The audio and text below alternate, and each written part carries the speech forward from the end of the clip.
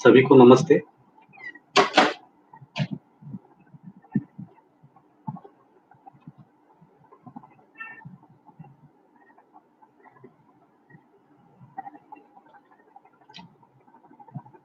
हम 1 मिनट राह देखते हैं, है ना?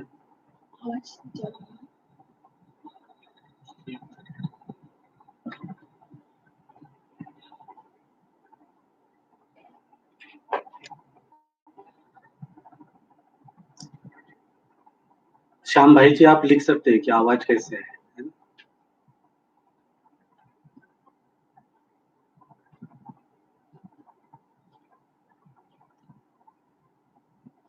दीदी नमस्ते।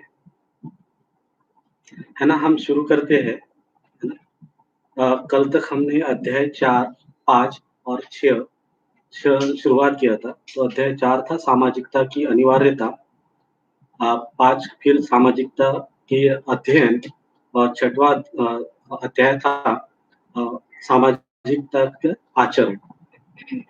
कल उसमें हमने देखा अध्ययन व अभ्यास यही साधना है। कितना सुंदर अभी अनुभूति है ना बाबा जी की, कि उन्होंने लिखा अध्ययन व अभ्यास यही साधना है ना? और आप, है ना, हम सब साधनारत हैं। उसके बाद जो अनुभूति आई थी, उन्होंने बताया कि आशा एवं आकांक्षा पूर्वक जो भी है वो आचरण है। आशा और जो आकांक्षा उन्होंने बताया था, है ना, स्वागत क्रिया की। और मुझे लगता है कि अध्ययन और जो विचाराभ्यास है, उसका जो स्टार्टिंग पॉइंट है, वो यहीं से शुरुआत है। तो आज हम शुरुआत करते हैं अध्याय 6 का सामाजिकता का आचरण। यहाँ पे पेज नंबर 22 है और पेज नंबर 22 पे हम शुरुआत करते हैं। पैराग्राफ जो कल हुआ था आचरण विहीन इकाई नहीं है, उसके बाद प्रत्येक व्यक्ति के लिए स्थापित संबंध समान है, संबंधों में निहित मूल्य नित्य है, किसी का सानिध्य दूर होने मात्र से उस संबंध में निहित मूल्य का परिवर्तन नहीं है। इसी प्रकार वियोग में भी, वियोग शरीर का है न कि मूल्यों का, जो प्रत्यक्ष है। जैसे माता पिता से वियोग, जीवनकालीन वियोग में भी पिता के प्रति जो मूल्य है उसका परिवर्तन नहीं है। तो बाबा जी यहाँ पे लिखते हैं कि प्रत्येक व्यक्ति के लिए स्थापित संबंध समान है ना? तो हम ये ऐसे देख पाते हैं कि मानवीय आचरण में ही संबंध प्रकट होते हैं। मीन्स जो मानवीय आचरण है वहाँ पे ही संबंधों में प्रकट होता है। और प्रयोजनों के आधार पर ही ये संबंध है ना? वो प्रयोजन को पहचानना, यानी कि संबंधों को पहचानना, और यहाँ पे प्रयोजन जो है वो है सर्वतोमुखी समाधान। तो पूरी मानव धरातल यही इस धरातल पे पूरे मानव जाति का एक ही प्रयोजन है, वो है सर्वतोमुखी समाधान। और यहाँ पे हम देख पाते हैं कि मानव और परिवार ये परस्परता है, तो उसमें जो संबंध है वो एक समान है। और जो मानव समाज मीन्स मानव परिवार समाज, तो मानव समाज के साथ जो परस्परता है, जो संबंध है, वो एक समान है। वैसे ही मानव और व्यवस्था, ये जो संबंध है, ये जो परस्परता है, ये समान है। तो इस धरातल पे हम ये कह सकते हैं कि प्रत्येक व्यक्ति के लिए संबंध समान है। और जो भी संबंध है, इस संबंधों में निहित मूल्य नित्य है। तो अगर हम देखते हैं, है ना, जैसे माता-पिता और संतान, ये संबंध, तो प्रयोजन है पोषण संरक्षण, है ना? तो मूल्य जो है, तो माता-पिता जो निर्वाह करना चाहते हैं, जो निर्वाह करते हैं, वो विश्वास के साथ ममता, वात्सल्य, प्रेम, है ना? और संतान यही व्यक्त करते हैं गौरव, कृतज्ञता और प्रेम के साथ। तो ये जो निर्वाह करना है, माता-पिता अ, संतान के साथ जो करते हैं, तो ये जो संबंध है, ये हर परिवार में समान है। तो इस यही हम कह सकते हैं कि प्रत्येक व्यक्ति के लिए स्थापित संबंध समान है और उसमें जो मूल्य है, जो निहित मूल्य है, वो नित्य है, वो अपरिवर्तनीय नहीं है, अनित्य नहीं है। जैसे कि हम माता-पिता और संतान के बीच में जो प्रयोजन है ना? माता-पिता का प्रयोजन संतान के लिए वो पोषण और संरक्षण। तो पोषण संरक्षण शरीर पोषण के अर्थ में, अ, स्वास्थ्य संरक्षण के अर्थ में, संस्कार संस्कार के पोषण संरक्षण के अर्थ में, भाषा के पोषण संरक्षण के अर्थ में, स्वच्छता के पोषण संरक्षण के अर्थ में और परिवार व्यवस्था के पोषण संरक्षण। और ये जो प्रयोजन है ना? ये हर जगह पे समान है। तो हम ये कह सकते हैं कि प्रयोजन के आधार पर संबंध समान है। तो किसी का सानिध्य दूर होने मात्र से उस संबंध में निहित मूल्य का परिवर्तन नहीं है ना? यहाँ पे जैसे बताया गया कि जो वियोग होता है वो शरीर का, लेकिन जो भी माता-पिता के साथ जो भी संबंध है ना? माता-पिता के साथ वो संबंध वैसे ही है वियोग होने के बाद। क्योंकि हम ये देख पाते हैं शरीर के साथ संबंध नहीं है, ये संबंध जीवन जीवन के साथ संबंध है।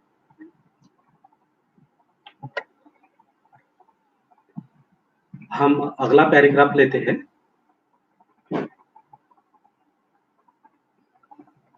प्रत्येक परस्परता में दायित्व, अ, यानी कि बाध्यता सहित देय सीमा समाया हुआ है। यही स्थापित मूल्यों में वस्तु व सेवा को अर्पित करता है। सभी अर्पण मूल्यों के प्रति समर्पण है। यही अर्पण प्रक्रिया ही कर्तव्य है। व्यवहार पूर्वक व्यवहार पूर्वक यह प्रमाणित होता है कि ऐसा कोई संबंध नहीं है जिसमें मूल्य न हो और जिसके प्रति दायित्व व कर्तव्य न हो। तो प्रत्येक परस्परता में दायित्व समाया हुआ है। तो प्रत्येक संबंध में दायित्व ये है ही। तो दायित्व हम यहाँ पे परिभाषित किया है, संबंधों की पहचान और मूल्यों का निर्वाह और उसी में सेवा और वस्तु का अर्पण और समर्पण समाया हुआ है। तो अर्पण जो है अपेक्षा सहित नियोजन और समर्पण जो है सेवा और उपकार के लिए।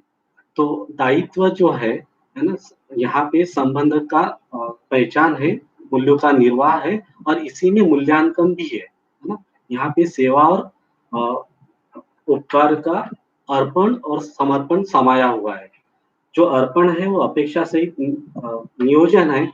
ये ये जो है कर्तव्य में।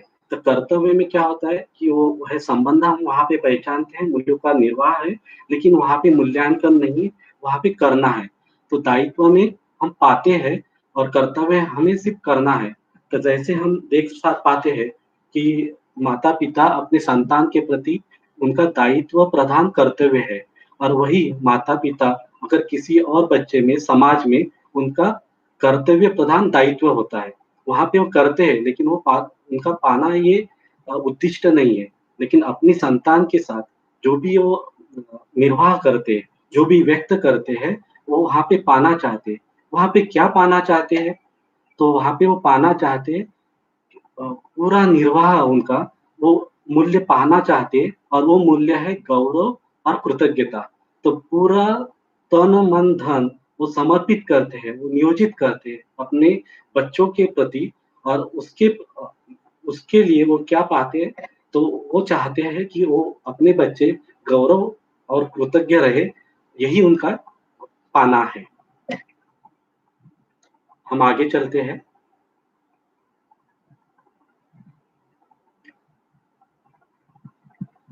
संबंध सीमा ही परिवार एवं समाज है।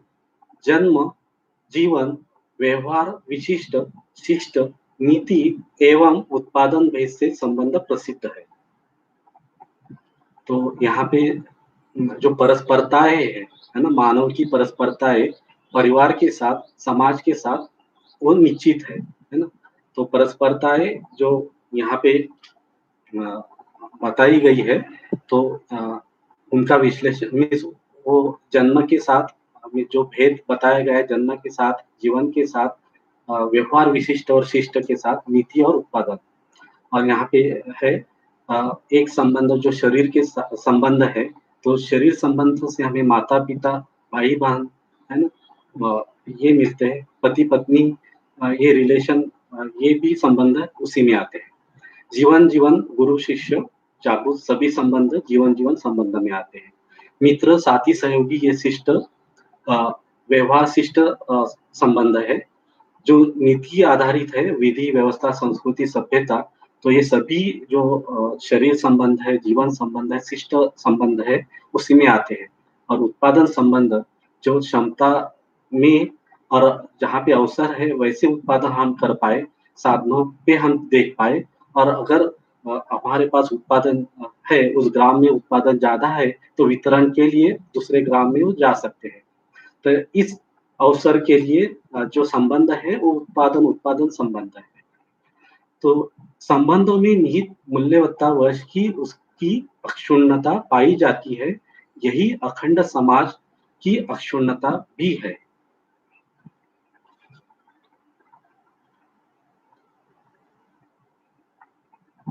तो ये जो मूल्यवत्तावश है, तो मूल्यवत्ता मीन्स मूल्य को वहन करने वाली क्षमता। तो मूल्य की वहन करने वाली क्षमता जो निहित है हर संबंध में, उसकी अक्षुण्णता पाई जाती है। तो जो मूल्य है ये पहचान है ना? और हर इकाई हमें अ, दर्शन में पता ही है कि हर इकाई प्रकाशमान है, तो हर इकाई का पहचान है। और ये जो मूल्य है, ये जो मौलिकता है, ये जो पहचान है, यही निहित है हर संबंध में। तो इसी वश हम ये कह सकते हैं कि ये अक्षुण्ण है, ये निरंतर है, और यही अखंड समाज की अक्षुण्णता भी है, और यही कारण है कि अखंड समाज के लिए अक्षुण्णता भी है। हम आगे चलते हैं।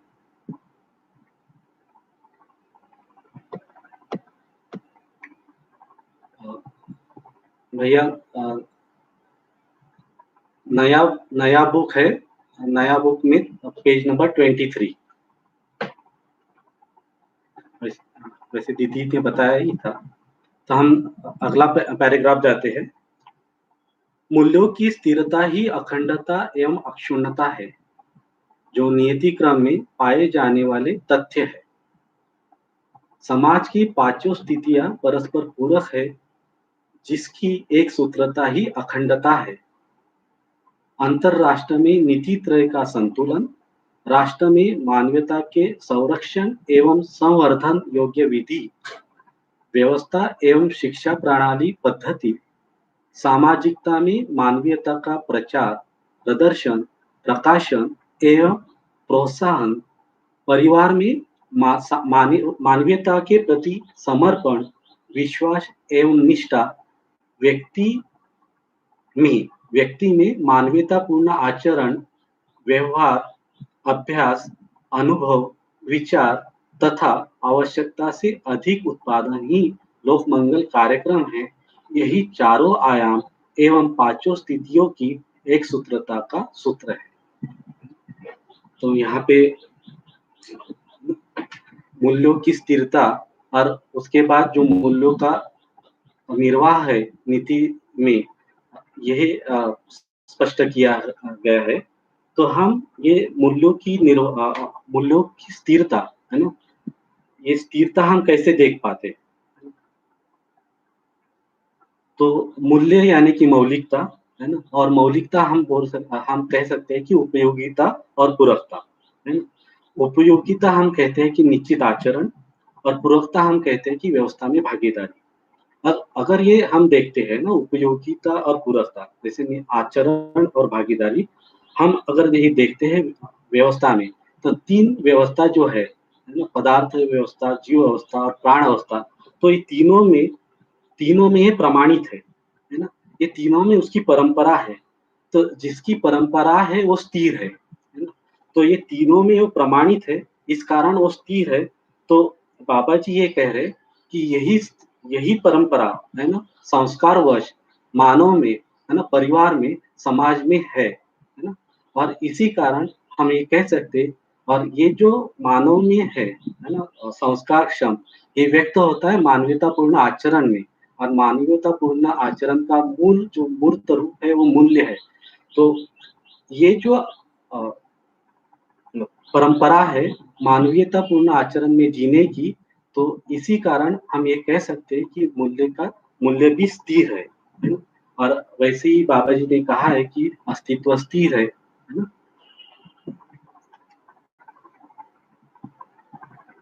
और ये जो मूल्य है ना? अंतरराष्ट्र में नीति त्रय का संतुलन, तो नीति जो है मूल्यों का निर्भर कैसे होगा, है ना? ये प्रक्रिया और प्रणाली। तो ये प्रक्रिया और प्रणाली आती है नीति में और ऐसे 3 नीतियाँ और उसका संतुलन अंतरराष्ट्र में, उसके बाद राष्ट्र में मानवता के संरक्षण एवं संवर्धन योग्य विधि, व्यवस्था एवं शिक्षा प्रणाली पद्धति। तो ये जो नीतियाँ है, उसका जो निर्वाह करना है, उसके लिए शिक्षा प्रणाली, ये है राष्ट्र में सामाजिकता में इसी का प्रचार, प्रदर्शन, प्रकाशन एवं प्रोत्साहन, परिवार में मानवीयतापूर्ण आचरण में, है ना? जहाँ पे मूल्य समर्पित है, तो वही अ परिवार में मानवता के प्रति समर्पण, विश्वास एवं निष्ठा और व्यक्ति में यही मानवीयतापूर्ण आचरण में दिखता है, व्यवहार में दिखेगा, है ना? हम अभ्यास, अनुभव, विचार एवं आवश्यकता से अधिक जो उत्पादन इसी यही लोकमंगल कार्यक्रम है। तो जो कार्यक्रम है 5 स्थितियों में, ये कार्यक्रम ही अ, यही 4 आयाम मीन्स जो अनुभव आयाम है, विचार आयाम, व्यवहार आयाम, व्यवसाय आयाम और पाँचों स्थिति मीन्स व्यक्ति से अंतरराष्ट्र तक ही एक सूत्र तक का सूत्र है।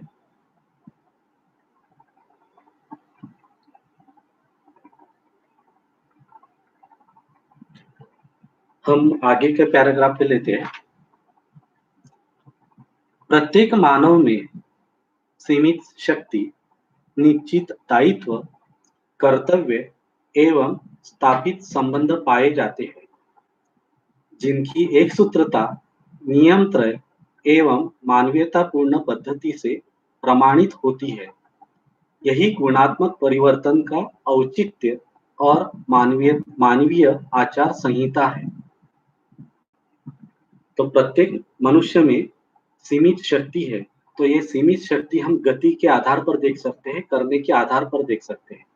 तो जैसे हम एग्ज़ाम्पल ले सकते हैं कि शारीरिक क्षमता, तो शारीरिक क्षमता हर किसी की सीमित है। तो जो गति के आधार पर हमें दिखाई देता है, जो करने के आधार पर दिखाई देता है, वो सीमित है। परंतु जो दायित्व है, जो संबंध है, तो दायित्व निश्चित है और कर्तव्य निश्चित है ना? और संबंध जो स्थापित संबंध पाए जाते हैं। यहाँ पे जो अ, इनकी जो एक सूत्रता है वो नियम त्रय में है। तो 3 नियम, बौद्धिक नियम, सामाजिक नियम, भौतिक नियम। तो ये 3 नियम में एवं मानवीयतापूर्ण पद्धति से, तो मानवीयतापूर्ण पद्धति से तो मूल्य चरित्र नैतिकता से ये प्रमाणित होती है। तो ये जो निश्चित दायित्व है ना, स्थापित संबंध है, उसके साथ जो निश्चित कर्तव्य है, इसके साथ जो हमें सीमित शक्तियाँ हैं, तो इसकी एक सूत्रता, नियम त्रय और मानवीयतापूर्ण आचरण में प्रमाणित होती है। यही, है ना, यही गुणात्मक परिवर्तन के लिए अनुकरणीय, अनुसरणीय बिंदु है और यही हम कह सकते हैं कि मानवीय आचार संहिता है, यही विधि है।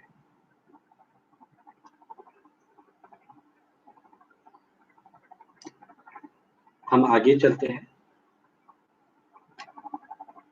मानव की मूल शक्ति निपुणता, कुशलता एवं पांडित्य है, यही मूल पूंजी है। यही मानव का मूर्त रूप भी है, जो क्षमता, उत्पादन और व्यवहार के रूप में प्रकट होता है। यही प्रकटन व्यवहारात्मक जनवाद एवं समाधानात्मक भौतिकवाद को स्पष्ट एवं चरितार्थ करता है। यहाँ पे मानव की जो मूल शक्ति है ना, बाबा जी कह रहे निपुणता, कुशलता, पांडित्य है। तो हम निपुणता कहते हैं कि जहाँ पे हम उपयोगिता मूल्य को पहचानते हैं, है ना? कुशलता हम कहते हैं कि मानसिकता सहित हम उपयोगिता और सुंदरता मूल्य को पहचानते हैं और निर्वाह करते हैं। और पांडित्य है, ये जो हमने अ, निपुण में, है ना, हम किसी में निपुण हुए, है ना, किसी की उपयोगिता मूल्य हमने पहचाना, निर्वाह किया। कुशलता में हमें मानसिकता सहित सुंदरता मूल्य भी उसमें ऐड ऑन किया, है ना? ये हम किसी को बोध करा सके ज्ञान के साथ, यही है पांडित्य। तो ये जो 3 है, निपुणता, कुशलता, पांडित्य, यही ये क्षमता ना उत्पादन और व्यवहार के रूप में प्रकट होती है। तो व्यवहार के प्रकाश में उत्पादन, है ना? तो हर उत्पादन न जो भी उत्पादन है, जो भी व्यवसाय है, तो यहाँ पे व्यवहार प्रधान है, क्योंकि उत्पादन हम मानव मानव मीन्स मानव वहाँ पे है। तो जब मानव इन्वॉल्व्ड है, तो मानव के साथ व्यवहार और फिर जो वस्तु है ना? मानवेतर जो प्रकृति है, उसके साथ हम उत्पादन करते हैं। तो ऐसी शक्ति, निपुणता, कुशलता, पांडित्य जो मानव के पास मूल रूप में है, वही क्षमता है उत्पादन और व्यवहार उसके रूप में वो प्रकट होती है। और यही प्रकटन व्यवहारात्मक जनवाद और समाधानात्मक भौतिकवाद को स्पष्ट करती है और चरितार्थ करती है। तो चरितार्थ करती है मीन्स वहाँ पे आचरण पूर्वक सार्थक होती है।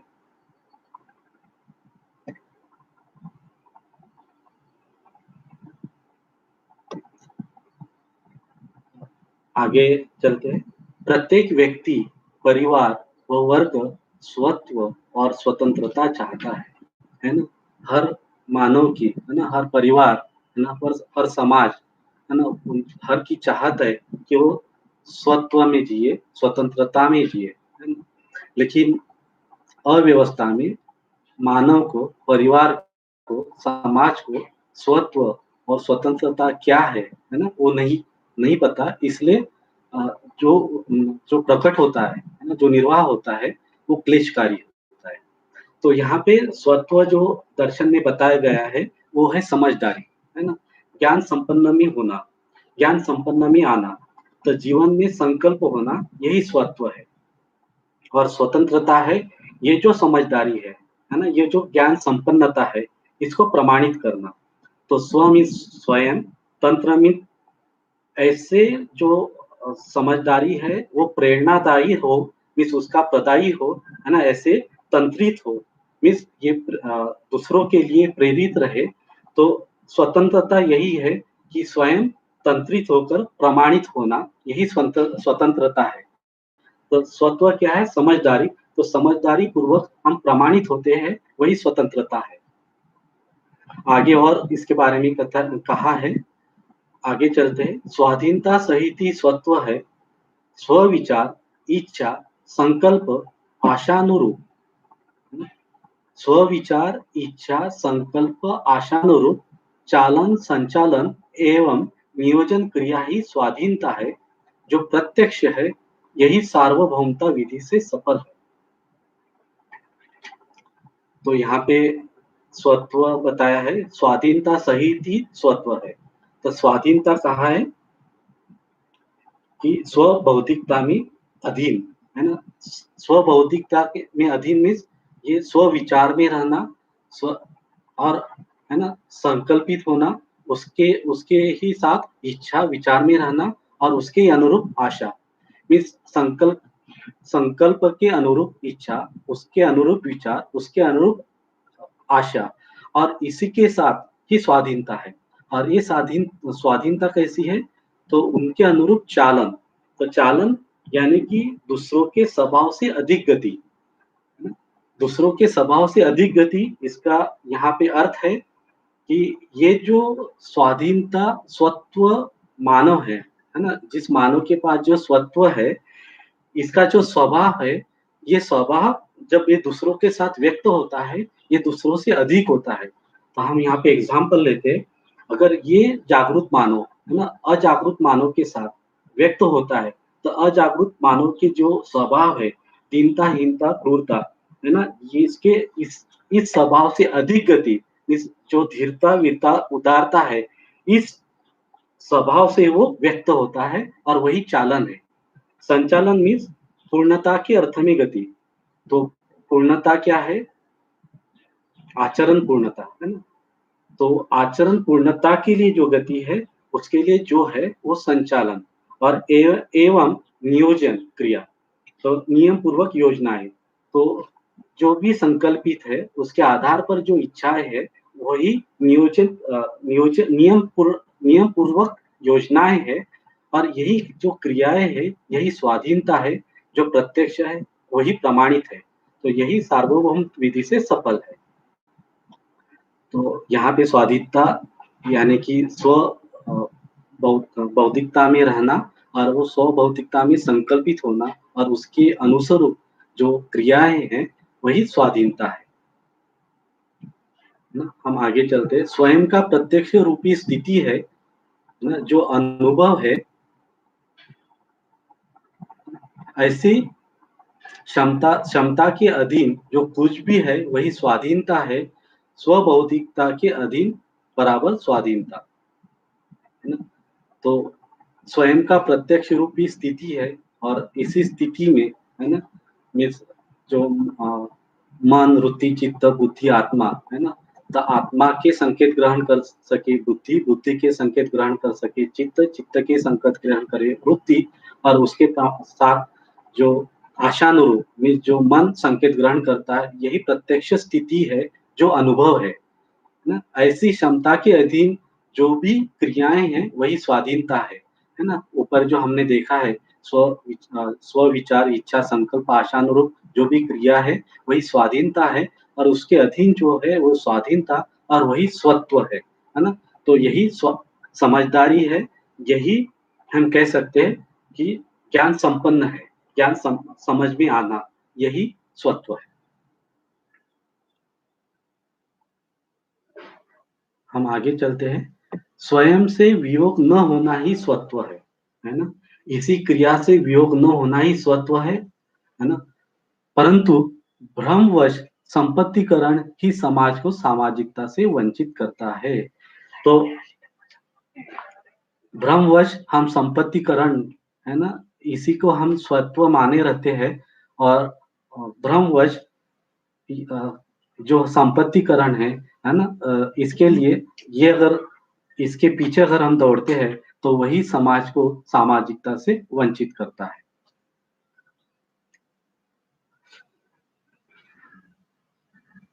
हम आगे चलते हैं। मानव का स्वत्व केवल निपुणता, कुशलता एवं पांडित्य ही है।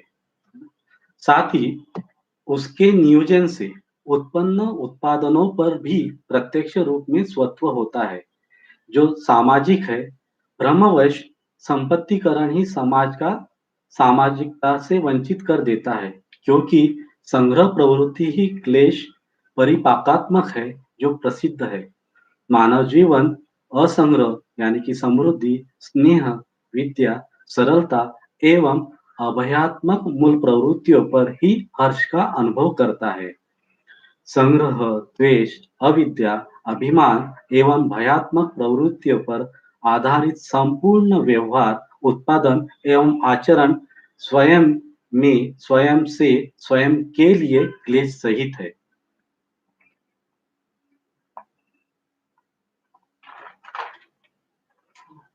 तो यहाँ पे कहा जा रहा है कि स्वत्व, है ना? जो हमने अ, अभी देखा कि स्वत्व जो समझदारी है, वही निपुणता, कुशलता, पांडित्य है।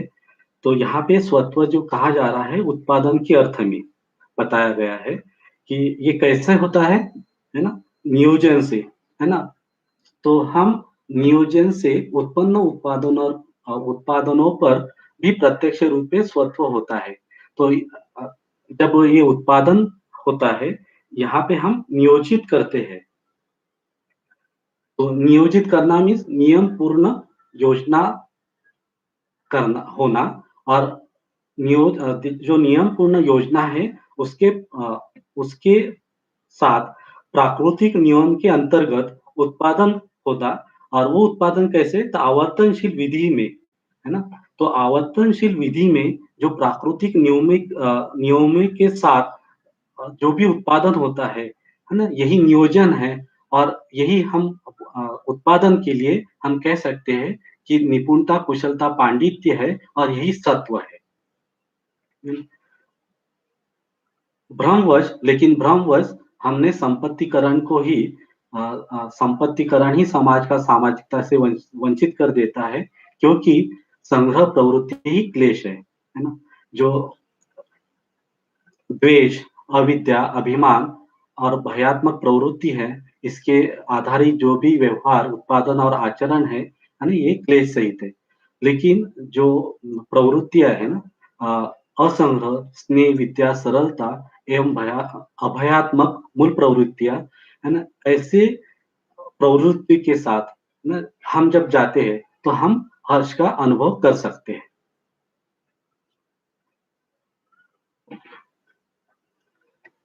आगे चलते हैं। जो जिसके पास है, उसी का वह बंटन करता है। तो ये बहुत ही स्पष्ट है ना? जिसके पास सुख है, वो सुख का बंटन करेगा, जिसके पास क्लेश है, वो दूसरों को क्लेश ही देगा, है ना? तो ये जो जिसके पास है ना? यही हम बोल सकते हैं कि पात्रता है ना? और यही योग्यता के कारण वो व्यक्त होता है। तो जिसके पास जो पात्रताएँ है ना? तो वही उसका बंटन करता है। हम आगे चलते हैं। इसलिए संपूर्ण उपार्जन है ना, मानवता की सीमा में उपयोगितापूर्ण, उपयोगवादी प्रक्रिया, व्यवहार एवं आचरण ही सामाजिक तथा है ना, तो इसलिए संपूर्ण उपार्जन मानवता की सीमा में ना उपयोगितापूर्ण, उपयोगवादी प्रक्रिया, व्यवहार एवं आचरण ही सामाजिक तथा अमानवीयता की सीमा में संग्रह सहित उपभोगवादी विचार प्रक्रिया, व्यवहार एवं आचरण ही असामाजिक सिद्ध हुई है। तो यहाँ पे बताया जा रहा है कि सामाजिक क्या है, असामाजिक क्या है। तो जो उपार्जन है ना? उपार्जन सामाजिक और उपार्जन असामाजिक कैसे? तो यहाँ पे जो उपार्जन है, वो है मूल्यों का स्थापना। तो मूल्यों की स्थापना सामाजिक, ये मानवीयता की सीमा में है। ये कैसी है? तो उपयोगितापूर्ण। तो उपयोगितापूर्ण क्या है? तो हम ये 6 देख सकते हैं कि आवास, आहार, आवास, अलंकार, दूरदर्शन, दूरगमन, दूरश्रवण। यही उपयोगवादी प्रक्रिया में, तो उपयोगवादी यानी कि योजित और नियोजित जो भी प्रक्रिया है, इ तो ये चित्रण में होता है ना? तो हम योजनाएँ करते हैं, नियम पूर्वक योजनाएँ होती है और इसके आधार पर प्रक्रिया और इसके आधार पर जो व्यवहार है, इसके आचरण पे जो आचरण है ना? यही सामाजिक है। अन्यथा अन्यथा जो भी अमानवीयता के सीमा में जो संग्रह सहित जो भी हमारी जो विचार प्रक्रिया है, जो व्यवहार है, जो आचरण है, वही असामाजिक सिद्ध हुआ है।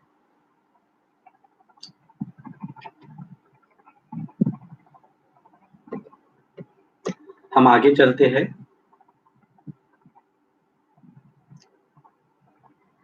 अविद्या एवं भय के परिणाम में दयनीयता, द्वेष एवं अभिमान के परिणाम से क्रूरता तथा संग्रह व भय के परिणाम से हीनता का प्रसव है ना? तो अगर इसमें हम देख पाते हैं, है ना? जो भौतिक नियम है ना? अविद्या, बौद्धिक नियम न समझना, है ना? बौद्धिक नियम न समझना, यही जो अविद्या, भय, द्वेष, अभिमान, है ना? संग्रह, है ना? यही जो है, तो ये हम कह सकते हैं कि बौद्धिक नियमों का न समझना ही अमानवीय स्वभाव में प्रसवन है ना? जैसे कि अविद्या, भय, अभिमान, संग्रह, है ना? और तो ये जो है, ये किसके कारण है कि ये हम बौद्धिक नियम न समझ पाना, और जब हम बौद्धिक नियम न समझ पाए और वैसे हम अगर व्यवहार कर पाते हैं, अगर हम व्यवहार करते हैं, तो उस व्यवहार से जो प्रसव होता है, वो जो प्रसवन है वो अमानवीय स्वभाव है और अमानवीय स्वभाव जो क्रूरता है ना, हीनता इससे हमें दिखता है। आगे चलते हैं। विद्या का प्रत्यक्ष रूप निपुणता, कुशलता एवं पांडित्य और संग्रह का प्रत्यक्ष रूप आवश्यकता से अधिक उत्पादन, सरलता का प्रत्यक्ष रूप सामाजिकता, स्नेह का प्रत्यक्ष रूप सौजन्यता एवं अभय का प्रत्यक्ष रूप ही सह-अस्तित्व है। अस्तु असंग्रह व सभ्यता के योग से धीरता का, विद्या व अभय के योग से वीरता का एवं स्नेह व सरलता के योग से उदारता का प्रसव है ना? जब ये हम देख पाते हैं, है ना? जब भौतिक नियम, है ना? भौतिक नियम जब पता चल जाते हैं, तो ये जो प्रकटन है, भौतिक नियम इसके साथ जो व्यावहारिक, है ना? न्यायपूर्ण व्यवहार, ये इसके दोनों के साथ जो प्रकटन है, तो ये जो प्रकटन है, ये मानवीय स्वभाव में है। तो यहाँ कहे जा रहा है ना? कि असंग्रह व सभ्यता। तो असंग्रह ये भौतिक नियम है, सभ्यता ये प्रकटन है ना? ये न्यायपूर्ण व्यवहार है। तो ये दोनों के साथ जो होता है, ये इसके बाद जो भी होता है, वो है न्याय में निष्ठा। तो न्याय के प्रति निष्ठा होती है और वही धीरता है। तो धीरता, ये स्वभाव इसका प्रशमन होता है। और वैसे ही विद्या और अभय के योग से वीरता, स्नेह और सरलता के साथ योग। तो हम ये देख पाते हैं कि बौद्धिक नियम, है ना? जब हम समझ पाते हैं और ये जब व्यवहारायन होते हैं, है ना? जब न्यायपूर्ण व्यवहार में प्रकट होते हैं, निर्वाह होता है, तो जो आउटकम है ना? जो हमें दिखता है, वो है मानवीय स्वभाव। तो मानवीय स्वभाव में इसका हमें दिख जाता है।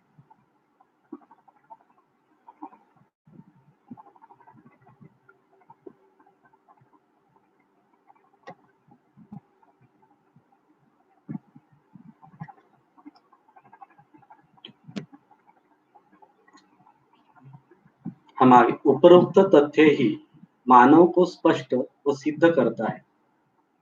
उपरोक्त तथ्य ही मानव को स्पष्ट व सिद्ध करता है कि मानव की क्षमता, योग्यता व पात्रता ही उसका स्वत्व है। जो निपुणता, कुशलता एवं पांडित्य ही है, संपूर्ण उत्पादन इसी से होता है। संपूर्ण उत्पादन सामान्य एवं महत्वाकांक्षा की सीमा में उपयोगी है, यही आवश्यकता है।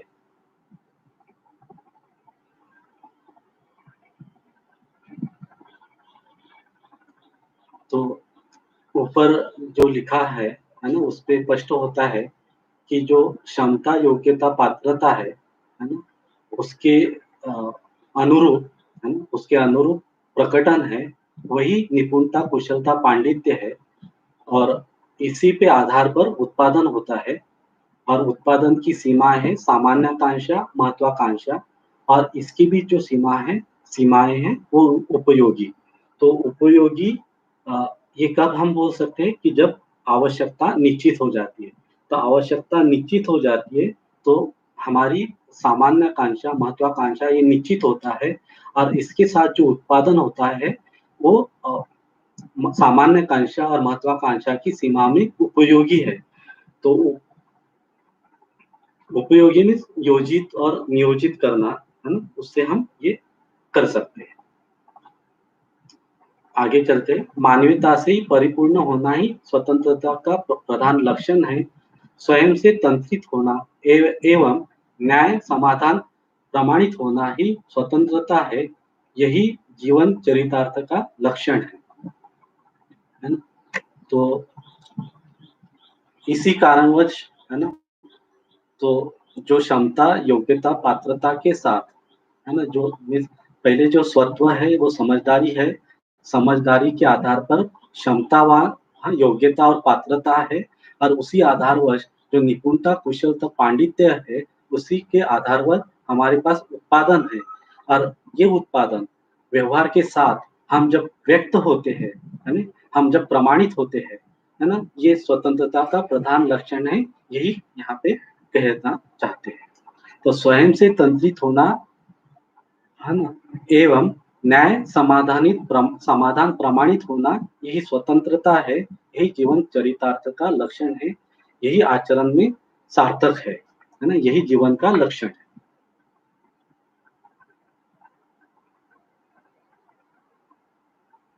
हम आगे चलते हैं। वस्तु व जीव पर स्वत्व स्थापित करने एवं स्वेच्छापूर्वक उपयोग करने का प्रयास भ्रमित मानव ने किया है। इसी को स्वत्व व स्वतंत्रता मानना ही अविद्या का प्रधान लक्षण है। अस्तु यह सब उपयोगितावादी सिद्ध हुआ है, न कि स्वतंत्रता का आधार। तो जो वस्तु है ना, जो जीव है ना, इस पे आधारित हम सिर्फ उत्पादन कर सकते हैं, है ना? ना कि ये सत्व हो सकता है। और उत्पादन भी हम कर सकते हैं उपयोगिता विधि से, है ना? हम उपयोगी बना सकते हैं।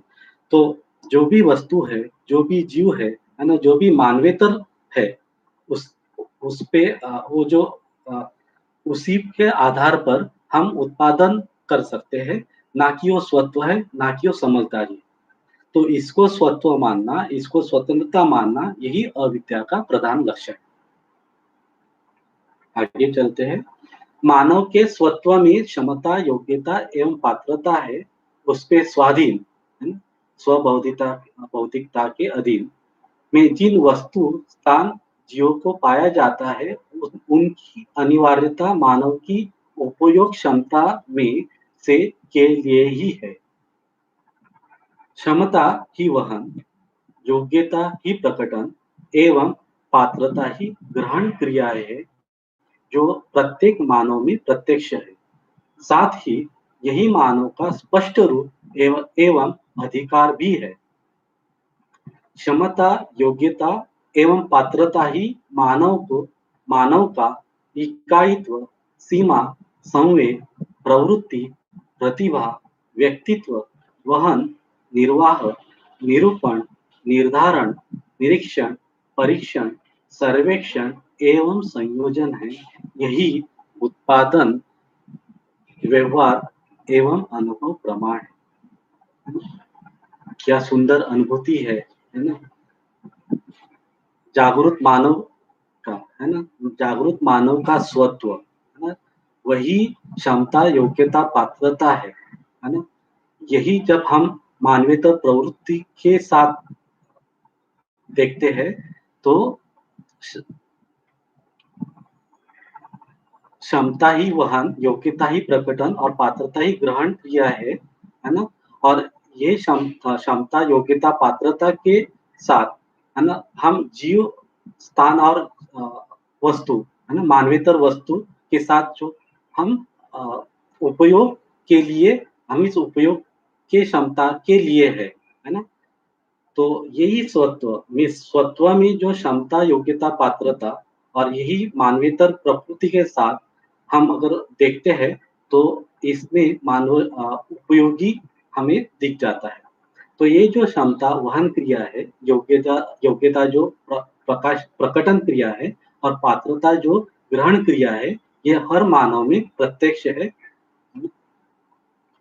साथ ही ये अधिकार भी है ना? ये जो क्षमता, योग्यता और पात्रता, है ना? मानव में जो है ना? ये मानव का, है ना, इकाईत्व, है ना? तो इकाईत्व हम कह सकते हैं,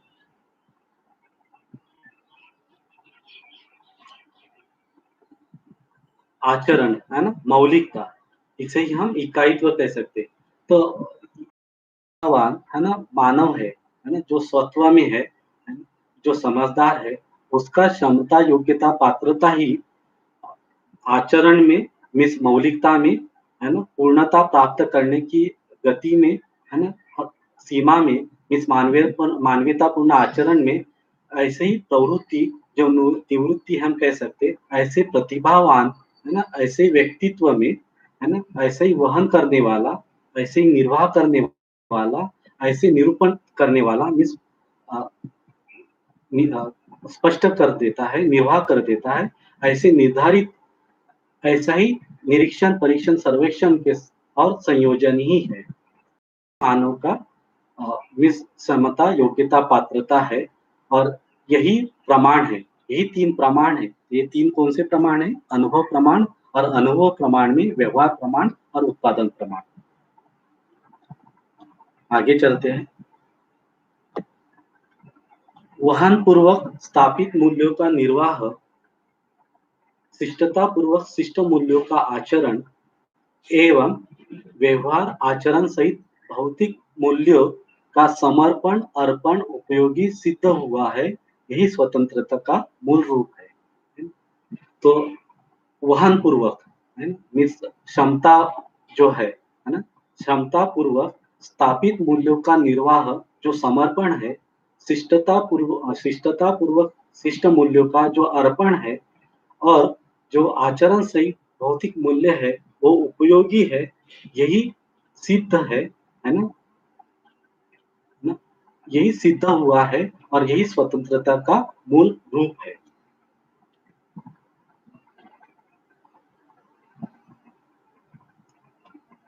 हम आगे चलते हैं। स्वत्व निर्वाह से ना, स्वतंत्रता प्रयोजन से एवं अधिकार उपलब्धि से प्रमाणित है। तो जो ये स्वत्व है ना, निर्वाह से यानी कि स्वयं में व्यवस्था, स्वतंत्रता जो है ना प्रयोजन में, तो यानी कि हम बोल सकते हैं कि व्यवस्था में भागीदारी के अर्थ में। और ये जो अधिकार है, ये जो उपलब्धियां है, यानी कि हम ये कह सकते हैं कि क्रिया पूर्णता आचरण पूर्णता से प्रमाणित है। तो ये जो स्वत्व जो निर्वाह यानी जो स्वयं में व्यवस्था में स्वतंत्रता जो है, व्यवस्था में भागीदारी और जो उपलब्धियां है, ये क्रिया पूर्णता और आचरण पूर्णता ही है। तो यही हम देख सकते हैं कि स्वत्व ही श्रम और विश्राम के लिए, स्वतंत्रता ही गति गंतव्य के लिए और ये अधिकार ही परिणाम आचरण पूर्णता के लिए और वही प्रमाणित है।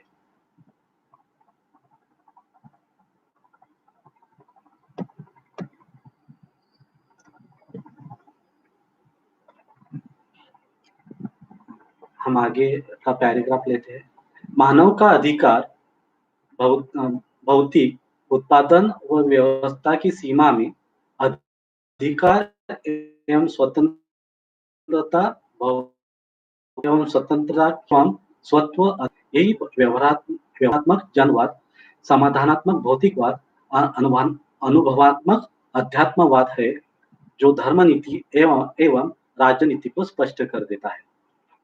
सो सो सो ऐसा जो मानव है ना, जागृत मानव, उसके जो 3 अधिकार है, भौतिक, है ना, बौद्धिक और स्वत्व मीन्स आध्यात्मिक।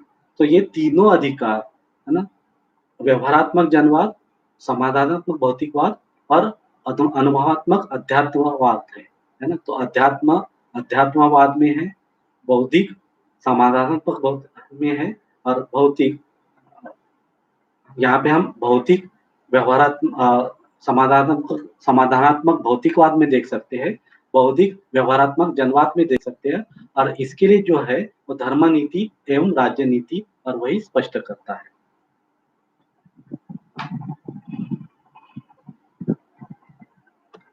हम आगे चलते हैं। जो स्वयं के अधीन में हो, जिसमें स्वविचार, इच्छा, संकल्प एवं आशानुरूप नियोजन पूर्वक प्रमाण सिद्ध हो, यही स्वत्व का प्रत्यक्ष रूप है। मानव में पाने जाने मानव में पाए जाने वाले मूल तत्व ही निपुणता, कुशलता एवं पांडित्य है, जिनका वियोग संभव नहीं है। इसलिए यह मानव का स्वत्व सिद्ध हुआ है। इसके अतिरिक्त भी वस्तु का संग्रह, स्थान का संपत्तिकरण पूर्वक स्वत्व को पाने का प्रयास भ्रमित मानव ने किया है, जिसमें वह सफल नहीं हुआ।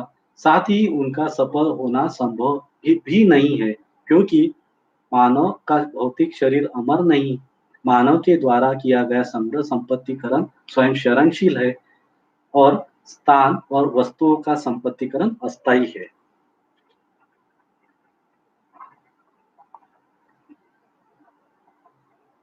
तो जो पैराग्राफ में जो पहले लिखा है ना? कि स्वत्व, है ना? जो है वो स्वयं में अधीन, है ना? स्वविचार, इच्छा, संकल्प और आशानुरूप नियोजन पूर्वक, है ना? वही स्वत्व है ना? और यही स्वत्व मानव ने पाने वाले मूल तत्व जो है ना? वो निपुणता, कुशलता, पांडित्य, इसीलिए वो स्वत्व के लिए भी है ना? स्वत्व इसीलिए भी कहा गया निपुणता, कुशलता और पांडित्य। ये जो तत्व है ना? तत्व जो परिभाषित किया है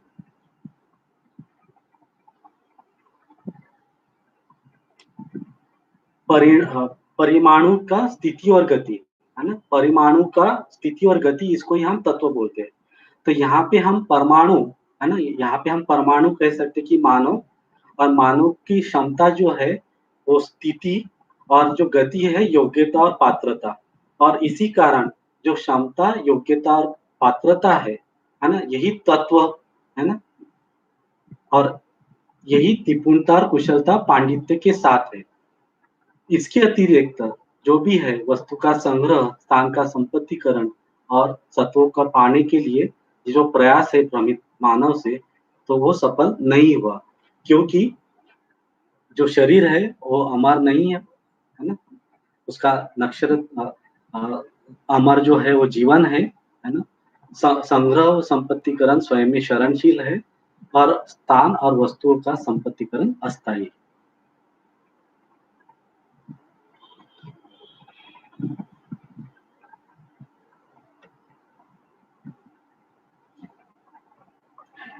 हम आगे चलते हैं, पेज नंबर 26। इसलिए मानव के साथ व्यवहार, मनुष्यतर प्रकृति के साथ उत्पादन, अधिक विकसित के साथ गौरव व कृतज्ञ होने एवं सत्ता में अनुभव के लिए प्रवृत्ति है ना? तो ये हमें व्यवहार का एक बिंदु व्यवहार के लिए बिंदु है कि जो मानव है, मानव के साथ व्यवहार करता है ना? मानवेतर जो प्रकृति है उसके साथ उत्पादन है, और अधिक विकसित उसको पहचान कर, है ना? उसके साथ गौरवान्वित, अनुकृतज्ञित होता है, और यही और सत्ता में अनुभव करने के लिए प्रवृत्त है। तो तो ये जो हम अभ्यास कह रहे हैं, है ना? विचाराभ्यास में, है ना? ये आ जाना, है ना? हमें ये दिख जाना, है ना? कि मानवेतर जो प्रकृति है उसके साथ उत्पादन है ना? जो साथ है ना? मानव के साथ है, उसके साथ न्यायपूर्ण व्यवहार है, और जो हम अधिक विकसित देख पाते हैं, है ना? वो श्रेष्ठता जो हम देख पाते हैं, उसके प्रति गौरवान्वित होना, उसके प्रति कृतज्ञ होना, है ना? यही प्रवृत्ति और यही विचाराभ्यास।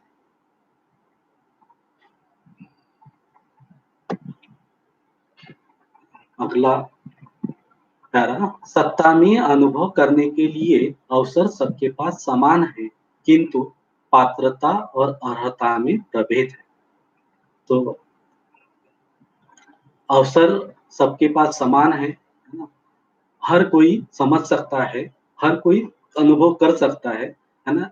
इस आधार पर ही बाबा जी कहते हैं कि हर मानव समान है। तो हर मानव के पास समान अवसर समान है, किंतु जो प्रभेद है ना? वो पात्रता और अर्हता में है ना?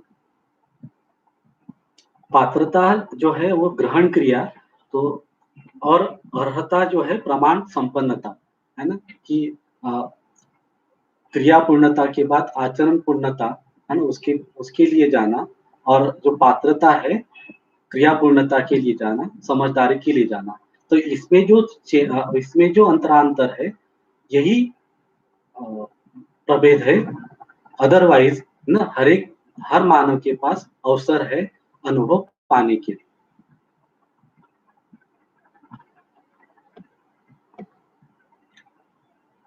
अधिक विकसित इकाई कम विकसित के विकास के सहायक सहयोगी दिशा निर्देशक एवं शिक्षक के रूप में प्राप्त है, जो माता-पिता, शिक्षक एवं उपदेशक के संबंधों में प्रत्यक्ष है, जो अनिवार्य है।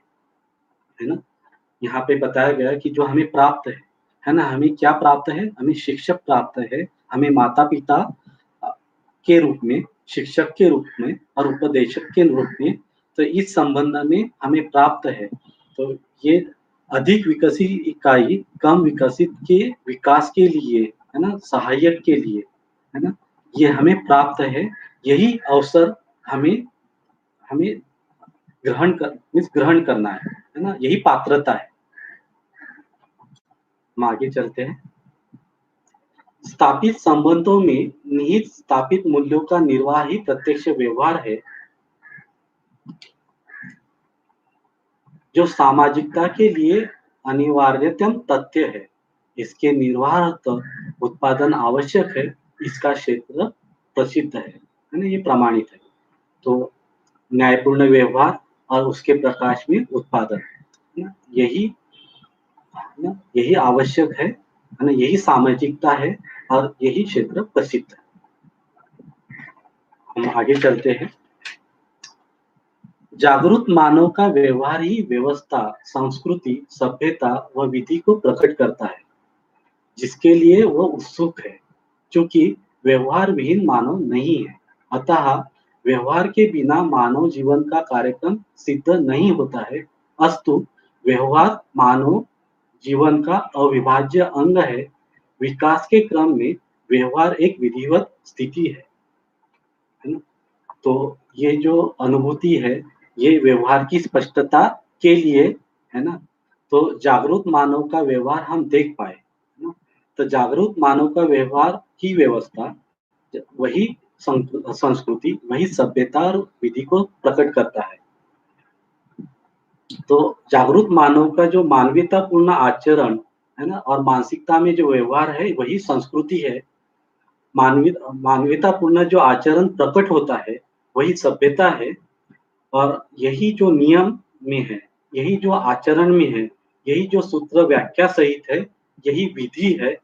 और यही विधि, नीति सहज जो निर्वाह है और वही परंपरा है, वही व्यवस्था है ना? जब हम जागरूक मानव की तरफ देखते हैं, तो उसका जो मानवीयतापूर्ण आचरण, उसका जो प्रकटन, है ना? उसके जो नियम आचरण, है ना? वही जो विधि के रूप में दिखते हैं और वही जो परंपरा के अर्थ में है, वही व्यवस्था है। और यही व्यवस्था परिवार मूलक स्वराज्य व्यवस्था है ना? तो यही प्रकट जो होता है ना? तो यही हमें, यही व्यवहार हमारे लिए स्पष्टता के लिए है। तो ये हम अ, हमारे अभ्यास में देख सकते हैं ना, विचाराभ्यास, व्यवहाराभ्यास और के अंतर्गत हम ये देख सकते हैं। और यही हम कह सकते हैं कि अध्ययन का बिंदु है। तो जो हमारे पास जो हमारे में अध्ययन होना है कि वैचारिक नियंत्रण के लिए हम ये हमें देखना, है ना? यही मानवीय जागरूक मानव का व्यवहार देख पाना, है ना? और आगे ही सुरेंद्र पाठक जी, है ना, व्यवस्था, संस्कृति, सभ्यता, विधि, ये अध्याय लेने ही वाले हैं, है ना?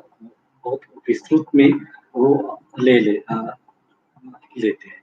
अच्छा, बता रहे हैं कि आवाज नहीं आ रही है, जरा चेक करो। No sound can be heard. अच्छा, कोई बता दे, आवाज आ रही है ठीक से? संस्कृति, सभ्यता, अच्छा, अभी आवाज आ रहा है? हाँ। संस्कृति, सभ्यता, विधि एवं व्यवस्था का आधार मानवीयता है, क्योंकि मानवीयता में ही सामाजिकता स्थापित सिद्ध है। अमानवीयता की सीमा में सामाजिकता की संभावना नहीं है, जबकि अतिमानवीयता में सामाजिकता समाई हुई है। इसलिए मानवीयता का आधार स्थापित संबंधों में निहित स्थापित स्थायी मूल्य ही है ना? तो ये जो संस्कृति, सभ्यता, विधि, व्यवस्था, इसका आधार मानवीयता ही है ना? यही सामाजिकता स्थापित प्रमाणित है ना? तो अमानवीयता में ये संभव ही नहीं है, जबकि अति मानवीयता में सामाजिकता समाई है।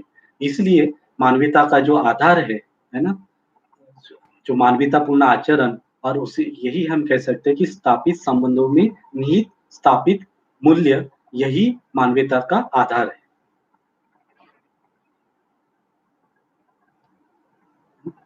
हम आगे चलते हैं। स्थापित मूल्यों में स्थापित मूल्यों से स्थापित मूल्य के लिए ही स्वस्थ व्यवस्था स्थित है।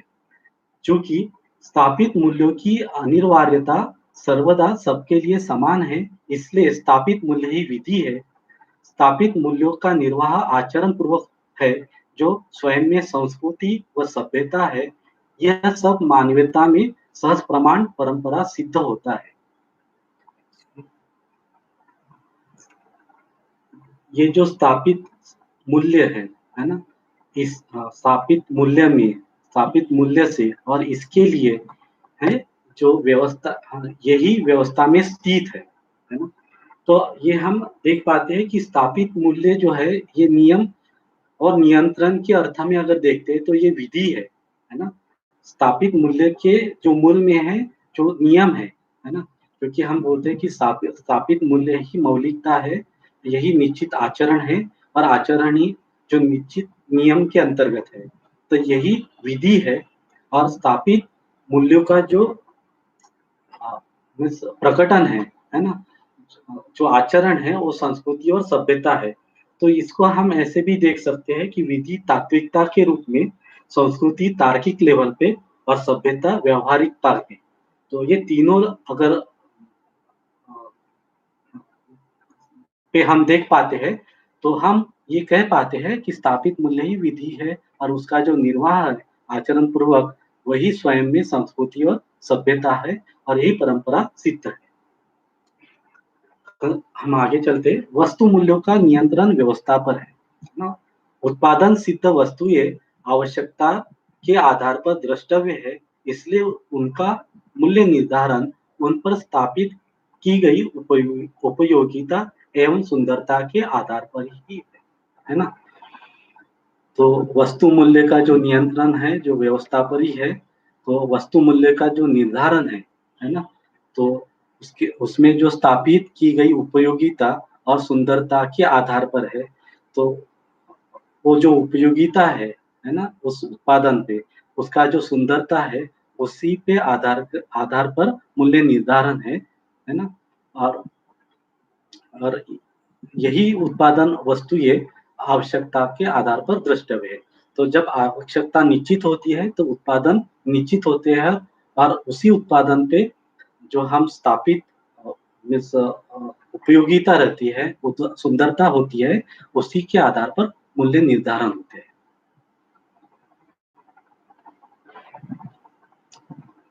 हम आगे चलते हैं। आवश्यकताएं सामायिक है।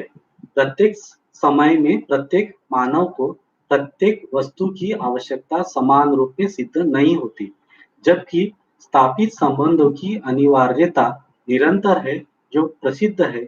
इसीलिए आवश्यकताएं सामान्य एवं महत्वाकांक्षा की सीमा में ही है। इन सब का उपयोग समाज गति के अर्थ में सामयिक है, इसलिए संबंधों के निर्वाह में वस्तुओं के उपयोग, सदुपयोग व वितरण प्रयोजन की सीमा में समाहित है। तो यहाँ पे बताया है कि आवश्यकता सामयिक है, समय के साथ, समय के अनुसार बदलती रहती है ना। हर मानव के लिए वो समान नहीं है, हर मानव के लिए बदलती रहती है। तो इसलिए तो जबकि जो स्थापित संबंध है ना, वो निरंतर है, वो समान है ना। आवश्यकता निश्चित है लेकिन वो सामयिक है, इसलिए आवश्यकताएं जो सामान्य और महत्वाकांक्षा की सीमा में है और इनका हम उपयोग देख पाए। इनका उपयोग समाज गति के अर्थ में समय समय पर है ना। जो सामान्य आकांक्षा जो है ना, आहार, आवास, अलंकार, है ना, ये परिवार के लिए और समाज गति के लिए, वैसे वैसे ही महत्वाकांक्षा जो है समाज गति के अर्थ में सामयिक है।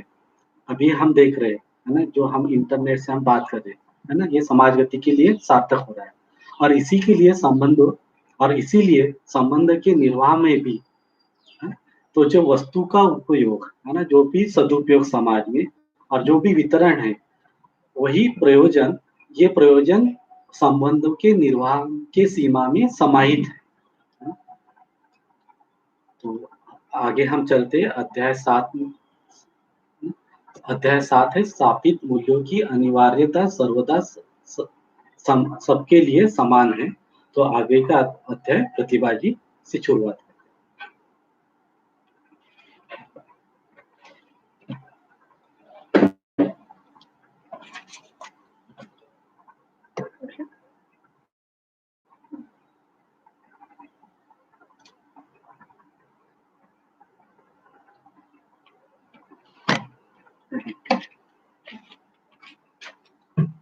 नमस्ते। हाँ, सत्य प्रकाश भारत जी का मैं सवाल देख पा रही हूँ यहाँ पे। हाँ, लेंगे भैया उसको, पहले कंप्लीट कर ले हम अपना पठन। अध्याय 7 स्थापित मूल्यों की अनिवार्यता सर्वदा सबके लिए समान है। स्थापित संबंधों में निहित मूल्यों का परिवर्तन किसी भी देश, काल, स्थिति में नहीं है। यही स्थायित्व का लक्षण और अनिवार्यता का मूल कारण है। ये तो हमको स्पष्ट ही है सबको कि किसी भी धरती पर स्थापित संबंधों में निहित मूल्य बदलेंगे नहीं। मूल्य सदा सदा के लिए अपरिवर्तनीय ही है। पूरी धरती पर सभी देशों में ये समाये जाते हैं ना? काल और स्थिति परिस्थिति अनुसार मूल्य बदलते नहीं है। यही मूल्यों में स्थायित्व है। मूल्यों की अपरिवर्तनीयता ही इसके अनिवार्यता का मूल कारण है। तो स्थापित संबंध 7 है। माता पिता, भाई बहन, पुत्र पुत्री, पति पत्नी, गुरु शिष्य, मित्र मित्र संबंध और व्यवस्था संबंध। सारे संबंध यही 7 संबंधों में समाये हैं। हर संबंध में निश्चित अपेक्षाएं हैं जो मूल्य ही है। इस प्रकार के स्थापित मूल्य प्रधानतः 9 है, जो निम्न प्रकार है: कृतज्ञता, गौरव, श्रद्धा, प्रेम, विश्वास, वात्सल्य, ममता, सम्मान और स्नेह। ये 9 स्थापित मूल्य हैं। यही 9 सामाजिक मूल्य मानवीयता सहज प्रयोजन में प्रत्येक व्यक्ति के आचरण का आधार है। इनमें विश्वास साम्य मूल्य है, हाँ, जो हर संबंध में होना पाया जाता है या होना आवश्यकता है। हम ये अभी की स्थिति में भी देख पा रहे हैं। हर संबंध की नींव विश्वास के आधार पर ही है। इसको आंशिकता में अभी भी हम जीते हुए स्वयं में देख सकते हैं। विश्वास के बिना कोई संबंध सार्थक नहीं है। और प्रेम मूल्य पूर्ण मूल्य है। सारे मूल्य प्रेम मूल्य में समाहित है, इसलिए प्रेम मूल्य को पूर्ण मूल्य कहा है। व्यवहार निर्वाह काल में उक्त स्थापित मूल्यों के साथ आचरण प्रक्रिया शिष्टता रहती है, जो क्रमशः सौम्यता, सरलता, पूज्यता, अनन्यता, सौजन्यता, सहजता, उदारता, सौहार्द्रता तथा निष्ठा है। यही शिष्टता है जो स्थापित मूल्य में समर्पित रहती है, जो प्रसिद्ध है। ऊपर दिए हुए पैराग्राफ में जो हमने अभी पढ़ा, उसमें स्थापित मूल्य को व्यवहारित करते समय शिष्ट मूल्य जो है उसकी वो बताए हैं।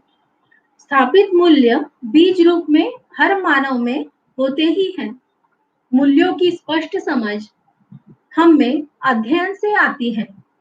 मानव में एक अनिवार्यता भी है। यही मानव में एक अनिवार्यता भी है।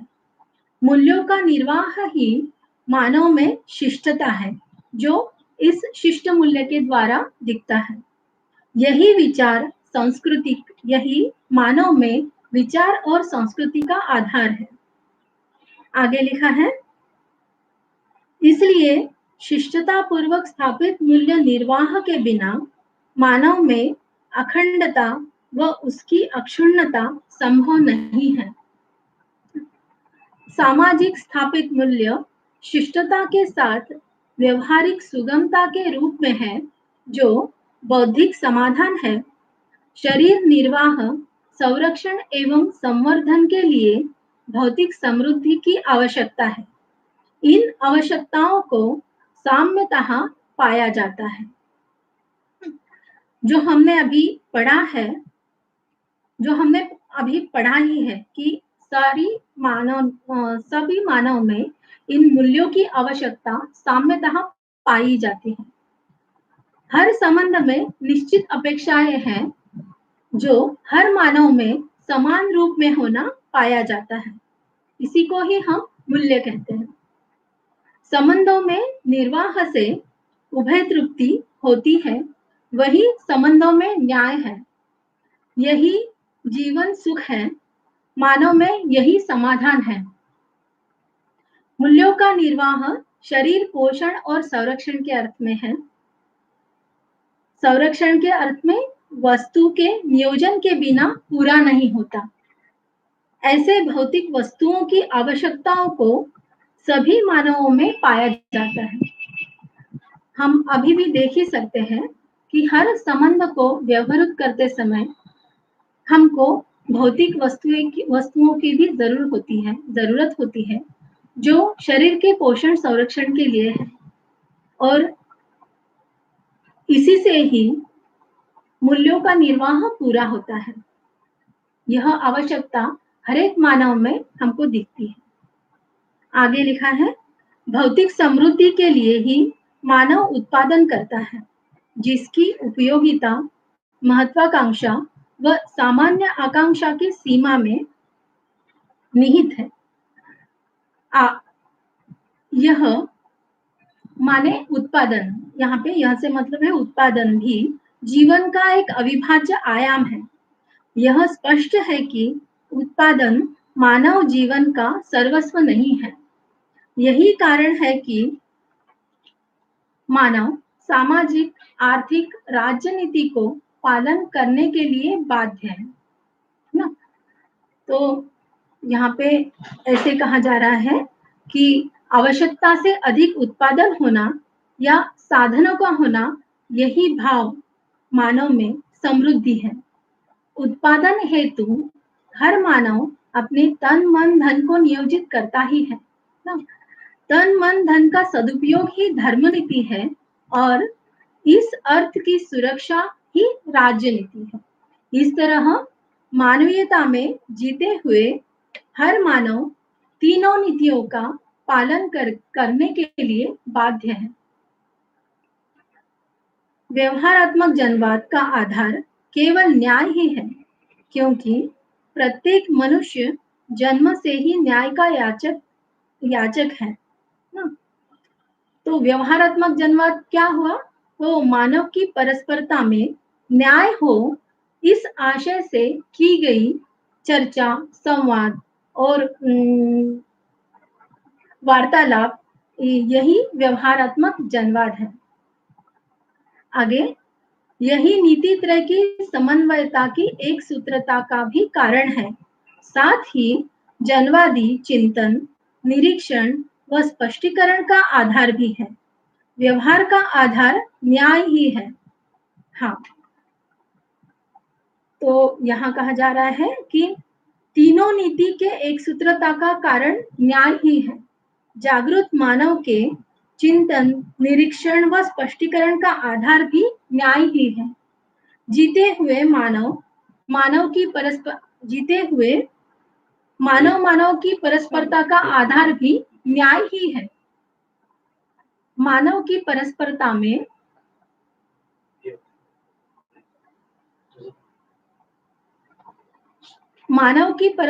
में आश्वस्त, विश्वस्त होने का आधार ही न्याय ही है। अखंड समाज परंपरा में स्थापित मूल्य का निर्वाह ही शिष्टता की अभिव्यक्ति तथा अर्थ का सदुपयोग है। अर्थ से मतलब है तन मन धन। वैयक्तिक, पारिवारिक, सामाजिक, राष्ट्रीय एवं अंतरराष्ट्रीय जीवन में एक सूत्रता ही न्याय है, हाँ, जो तीनों नीति की एक सूत्रता में स्पष्ट होता है। यही सार्वभौम तो विचार आवाज आ रही है क्या? अच्छा अच्छा, क्या आप मुझे सुन पा रहे हैं? यहाँ पे कुछ डिस्टरबेंसेस मुझे दिख रही है। समीर भाई ने लिखा है कि डिस्टरबेंसेस नेटवर्क नहीं है। आप मुझे कृपया बता दीजिए, क्या आप मुझे सुन पा रहे हैं? ओके ओके, थैंक्स, धन्यवाद कमलेश भैया, अजय भैया। हाँ, यही सार्वभौम कामना है जो व्यक्ति के आचरण एवं व्यवहार में, परिवार के सहयोग एवं सहकार्य में, समाज के प्रोत्साहन एवं प्रेरणा में, राष्ट्र के संरक्षण तथा संवर्धन में एवं अंतरराष्ट्रीयता के अनुकूल परिस्थिति एवं एक सूत्रता में चरितार्थ होती है। यहाँ पे कहा गया है कि न्याय व्यक्ति में समाधान के रूप में चरितार्थ होता है, न्याय परिवार में सहयोग एवं सहकार्य में शांति के रूप में प्रमाणित होते हुए दिखता है, समाज में प्रोत्साहन एवं प्रेरणा में संतुलन प्रमाणित होने के रूप में न्याय है, राष्ट्र और अंतरराष्ट्र में धरती स्वर्ग होने के रूप में न्याय चरितार्थ होता है। यही सर्व मानव की कामना, मांगल्य शुभ यानी सर्व शुभ के अर्थ में, संगीत यानी संगीतमयता, हारमोनी, तालमेल, व्यवस्था में विश्वास और वांछनीय अनिवार्यता, जो हर मानव में न्याय की अनिवार्य इच्छा होती ही है, इसी को वांछनीय अनिवार्यता कहा है। इसका तीव्र हो जाना, यही एक विकल्प विहीन आवश्यकता है। इसका प्रतीत होना ऐतिहासिक उपलब्धि, हाँ, यह एक ऐतिहासिक उपलब्धि भी हम कह सकते हैं। नियति क्रम स्थिति, अखंडता, समाज में एक सूत्रता जो धर्म समानता में दिखती है, और अभयता, समाज में हर मानव में सतर्कता एवं धरती पर स्वर्ग है। आगे लिखते हैं, अखंड समाज परंपरा में स्थापित मूल्यों के निर्वाह से ही शिष्टताएं समर्पित है। यह तो स्पष्ट ही है, स्थापित मूल्यों का निर्वाह शिष्ट मूल्य से ही है। अर्थ का सदुपयोग मानवीयता में चरितार्थ होता है, जो जागृति क्रम में पाई जाने वाली सुखद स्थिति है, क्योंकि देव पद चक्र में सामाजिकता है, जबकि भ्रांति पद चक्र में यह नहीं है। यहाँ कहा है कि अर्थ मतलब तन मन धन का सदुपयोग दो अर्थों में देखा जाता है, सेवा और उत्पादन में तन मन धन का नियोजन, संबंधों में जीते हुए प्रयोजन को सफल बनाने के लिए तन मन धन का सदुपयोग है, समाज गति के अर्थ में समाधान, समृद्धि, वर्तमान में विश्वास होने के अर्थ में व्यवस्था के लिए, सह अस्तित्व को प्रमाणित करने के लिए तन मन धन का नियोजन है। यही सुरक्षा है, यही सामाजिकता में अनिवार्य भी है। आगे पदचक्र की बात की है, तो जैसे हमने देखा है कि विकास क्रम, विकास और जागृति क्रम से प्राणावस्था का प्रकटन होना, प्राणावस्था से जीवावस्था का प्रकटन होना, चैतन्य होना, मतलब जीव पूरी जीव अवस्था का प्रकटन हम देख सकते हैं वहां पे। और इसी क्रम में मानव शरीर का बनना, समृद्धि पूर्ण मेधस का बनना, उसके उस संयोग जीवन चैतन्य परमाणु का इसके साथ में सहयोग, तो मानव, भ्रांत मानव के रूप में हम देख सकते हैं, समझ सकते हैं। और 10 क्रिया, हाँ, इसको पहले देखते हैं कि ये चक्र कैसे है। तो पदार्थावस्था में पानी ऊष्मा, ताप, दाब के योग संयोग से पदार्थावस्था का प्रकटन है। पेड़ पौधे सूखने के उपरांत फिर से मिट्टी में परिवर्तित हो जाते हैं। यह एक चक्र है जिसे प्राणपद चक्र कहा है। सूखे हुए पेड़ पौधे, पत्ते, पानी, ऊष्मा, ताप, दाब के संयोग से कीटक, घुनगी या छोटे कीड़े मकोड़े होना हमको समझ में आता है। इसी क्रम में जीवावस्था के शरीर का प्रकटन हम समझ सकते हैं। जीवावस्था से ही मानव शरीर का प्रकटन होना संभावना है। जागृति के अभाव में मानव का जीना जीवों जैसा ही है। इसको ही भ्रांत पद चक्र कहा है।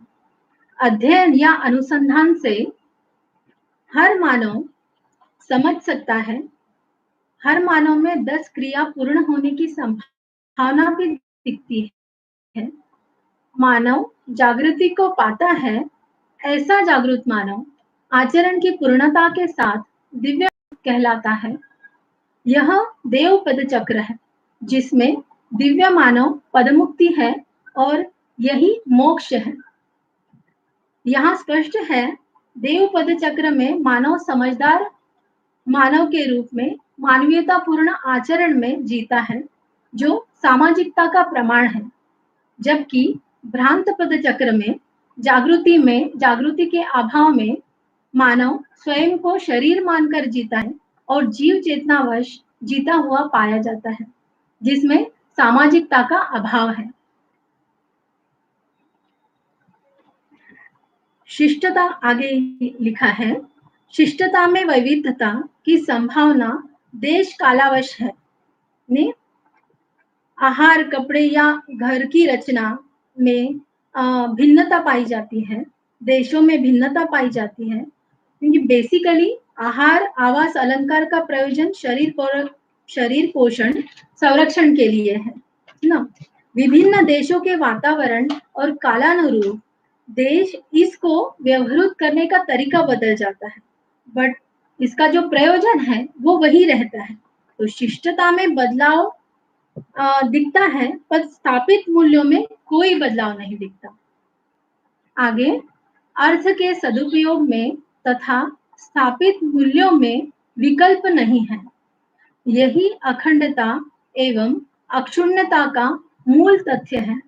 इससे ही अनुप्राणित जीवन, नित्य कार्यक्रम, उत्सव, समृद्धि, समाधान, उत्साह, सफलता, स्थिरता, शांत, संतोष एवं सुख का अनुभव करता है।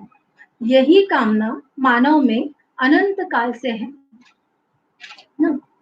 तो यहाँ पे कहा गया है कि हर मानव तन मन धन का उपयोग सदुपयोग करता ही है। परिवार और समाज में मानवीयता पूर्ण आचरण में जीकर न्याय को प्रमाणित करता ही है और सुख ही होता है। यही आकांक्षा, इच्छा मानव में अनंत काल से होना समझ में आता है। इसको हम स्वयं में भी देख सकते हैं। इस तरह स्थापित मूल्यों का निर्वाह ही न्याय है। इसकी अनिवार्यता हमेशा सबके लिए समान है। तो यहाँ पे 7वां अध्याय पूर्ण होता है ना। कुछ 5-6 मिनट बचे हैं, प्रश्न को देखेंगे।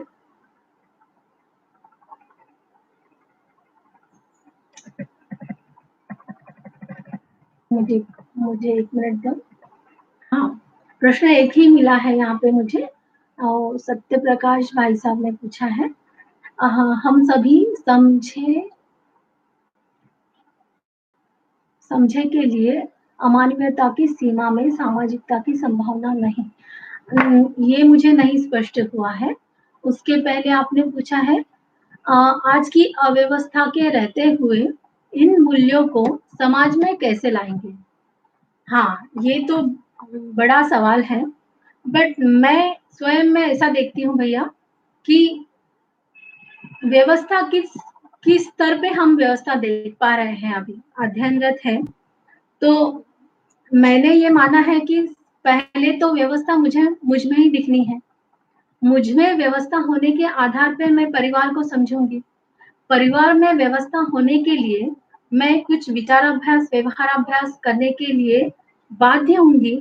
बाद में ही समाज के लिए प्रयास है ना?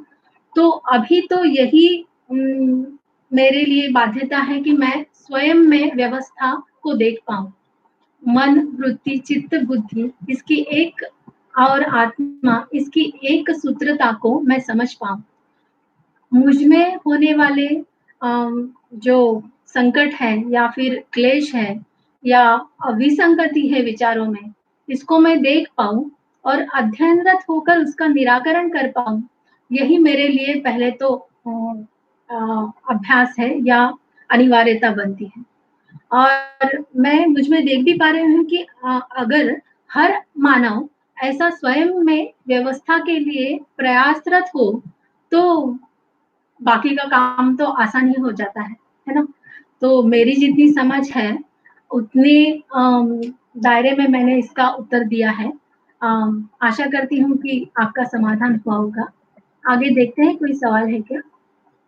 नहीं, आगे मुझे कोई सवाल नहीं दिख रहा है। तो आज यहाँ पे पठन समाप्त करते हैं हम। सभी को धन्यवाद। यह हमारी अभी की स्थिति है, जो भी हमने यहाँ पे व्यक्त की है। हमारी प्रस्तुति में कमी हो सकती है, लेकिन दर्शन परिपूर्ण है। हम श्रद्धेय श्री ए नागराज जी के प्रति कृतज्ञता व्यक्त करते हैं। हमें इस अभियान में जिनसे योगदान सहायता मिली है, उन सभी के प्रति कृतज्ञता। ना सभी प्रबोधकों के प्रति कृतज्ञता। विशेष रूप में राकेश भाई जी को धन्यवाद देना चाहते हैं, जिन्होंने हमें अवसर दिया अपने आप में फिर से एक बार जांचने का। और आप सभी का बहुत धन्यवाद। उत्साहवर्धन के लिए धन्यवाद। नमस्कार।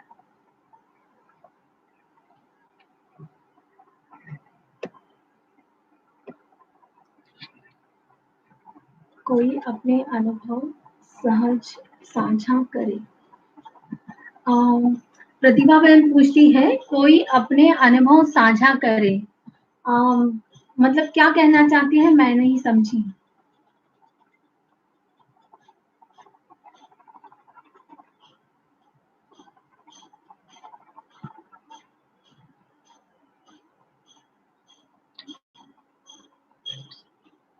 प्रतिभा बहन, आपका सवाल जरूर उत्तरित होगा, आज नहीं तो कभी और होगा, है ना? इसी के साथ में नमस्कार, धन्यवाद।